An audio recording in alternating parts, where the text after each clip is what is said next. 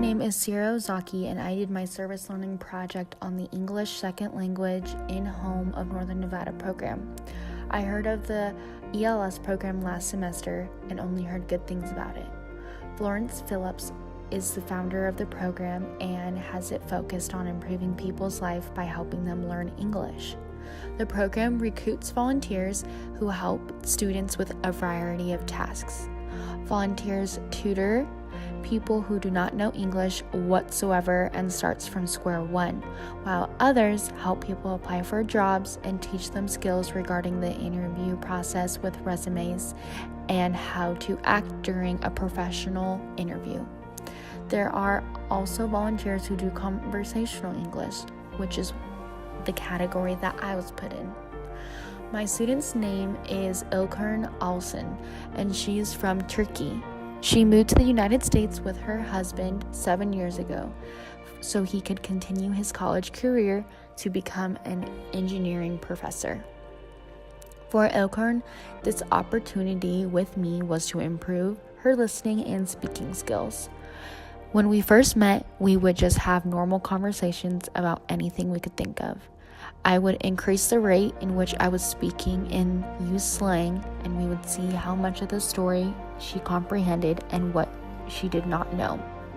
She also tried her best not to use her translator for certain words and instead described them to me. She also tried to speak faster and not pause between her thoughts.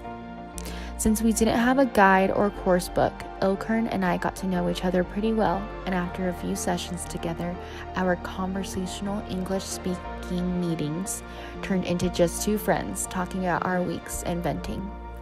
Talking with İlknur, I learned a lot about Turkey and her life there. She grew up in a very conservative family. Her husband is her high school sweetheart and the only romantic relationship she has ever had and was ever allowed to have. Together, they have a 4-year-old daughter, and her English is very strong. İlknur shared with me how Turkey's economy is corrupted by inflation and everything is outrageously expensive. The country is also under a dictatorship, and people are thrown into jail if they do not agree with the party's decisions for the country. We shared our traditions and family life with each other, and in doing so, I learned a lot about myself. Hearing İlknur's stories, I reflected on my life and my hardships, and it really put things into perspective for me. İlknur and her family have a wonderful life here in Reno, and they love it.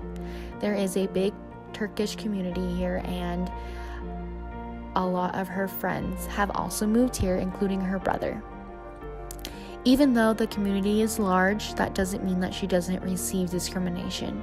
İlknur's English is incredible for it being just her second language. I would joke and say how it was actually better than mine, but she didn't feel that way because of the scrutiny she receives every day makes her think otherwise.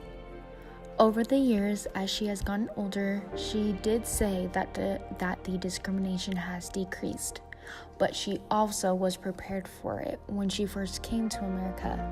I am so grateful that I had this opportunity to meet İlknur and hear her stories and struggles, because now that she has touched me, I can go out and hopefully touch other people.